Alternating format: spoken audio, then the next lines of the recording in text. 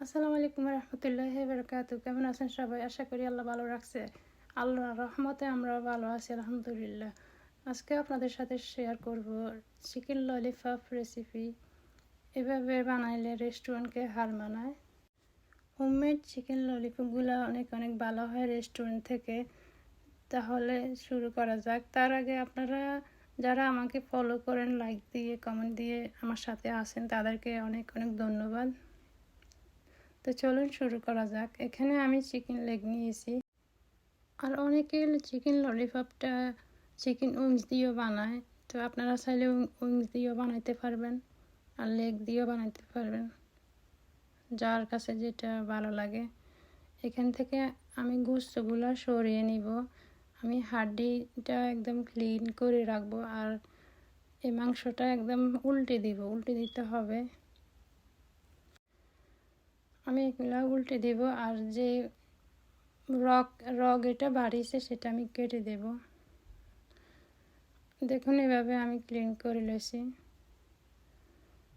আমি এখানে ভালো করে ওয়াশ করে পানি ঝরিয়ে এখন ম্যারিনেট করব। তো চলুন আমি কি কি দিই সেটা খেয়াল রাখবেন। অবশ্যই আপনারা বানাবেন বাসায় এভাবে। স্বাদ মতো লবণ দিয়ে দিয়েছি, আর দিয়ে দিলাম আদা রসুন পেস্ট, গার্লিক জিঞ্জার, অ্যান্ড ময়দা দিয়ে দিয়েছি 2 চামচ, কর্নফ্লাওয়ার দিয়ে দিয়েছি 2 চামচ, আর দিয়ে দিব একটা এগ। এগটা অপশনাল, দিতে পারবেন নাও দিতে পারবেন। একটুখানি ভিনেগার দিয়ে দিলাম, আমি ভেজিটেবল ভিনেগার দিয়েছি, যে কোনো ভিনেগার দিতে পারবেন। এখানে আমি লেবুর রস দিয়েছি, 1 পিস লেবুর রস। এখানে আমি ব্ল্যাক পেপার আন্দাজ মতো দিয়ে দিয়েছি। ব্ল্যাক পেপার মানে হচ্ছে গোলমরিচের গুঁড়ো। আমি ভালো করে মিক্স করব এগুলোকে। মিক্স করে আমি 10 মিনিট রেখে দেব।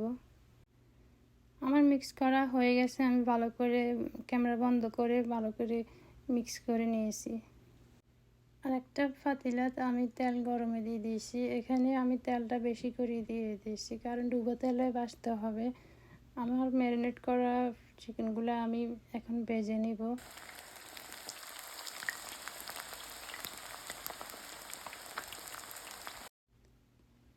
কয়েক মিনিট পরে আমি উল্টাই দিয়েছি। এগুলোকে বারবার উল্টাই পাল্টাই দিব, কারণ এগুলা যেহেতু অ্যাডজাস্ট করে বসে না। তো আমি ঘুরে ঘুরে উল্টে দিতে হবে, যেন সব সাইডে দিয়ে হয়ে যায়। এখন দেখুন আমার হয়ে গেছে প্রায়। আমি চেক করব, একটা কাঁটা চামচ নিয়ে আমি এগুলাকে দিয়ে দেখব। যদি দেখুন যে ব্লাড বার হয় না, পানি বার হয়, তাহলে আরেকটু গরম করতে হবে। তো এইভাবে আমি চেক করি ভিতরে হয়েছে কিনা। না হলে অনেক সময় ভিতরে কাঁচা থাকে বা ব্লাড থাকে। তো আমি এভাবে চেক করি। চেক করার পরে আমার দেখছি যে হয়ে গেছে এখন পারফেক্টভাবে। তা আমি উঠে নিয়েছি এগুলা। আর আমার এগুলো ভাজি করতে কি কি লাগবে দেখুন।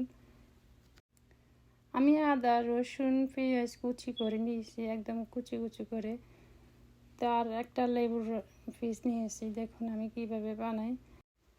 আমি যে চিকেন ফ্রাই করেছি সেই তেলগুলা থেকে একটুখানি আমি এখানে দিয়ে দিয়েছি, কারণ এটা ভাজি করতে লাগবে। তো এখন আমি আদা রসুন কুচি করে রাখা সেগুলো দিয়ে দিয়েছি আগে, তারপরে আমি পেঁয়াজ দিয়ে দিব।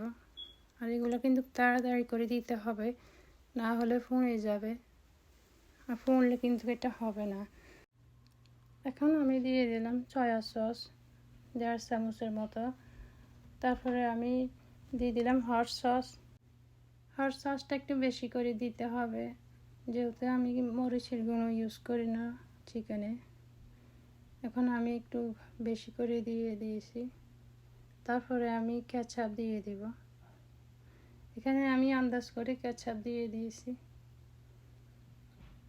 আর তারপরে আমি লাড়ি ছাড়িয়ে দেখুন কি সুন্দর একটা কালার আসছে। এবার আমি দিয়ে দিব টেস্টি সল্ট, এটা দিতে হবে। আর দিয়ে দিলাম সামান্য একটু সুগার। লেবুর রসটা এইভাবে দিলে অনেক ভালো লাগে, ঘ্রাণ আসে, লেবুর একটা ঘ্রাণ আছে সেটা। আমার সসটা রেডি। এখন আমি চিকেনগুলো দিয়ে দিব। আমার ফ্রাই করা চিকেনগুলো আমি দিয়ে দিলাম। ভালো করে লাড়তে হবে এবং চুলার আঁচটা বাড়িয়ে দিতে হবে। এবার লাড়তে লাড়তে যেন সব চিকেনের গায়ে লাগে সসগুলা। তো এইভাবে হয়ে গেছে, মানে রেডি হয়ে গেছে। দেখুন অনেক সুন্দর। তো কেমন হয়েছে আমার ভিডিওটা অবশ্যই শেয়ার করে দিবেন আর কমেন্টে জানাবেন। লাইক কমেন্ট দিয়ে যারা ফাঁসে আছেন তাদেরকে অনেক অনেক ধন্যবাদ। আজকে এখানে শেষ করব। তো পরের ভিডিওতে ইনশাল্লাহ দেখা হবে, আল্লাহ যদি ভালো রাখে।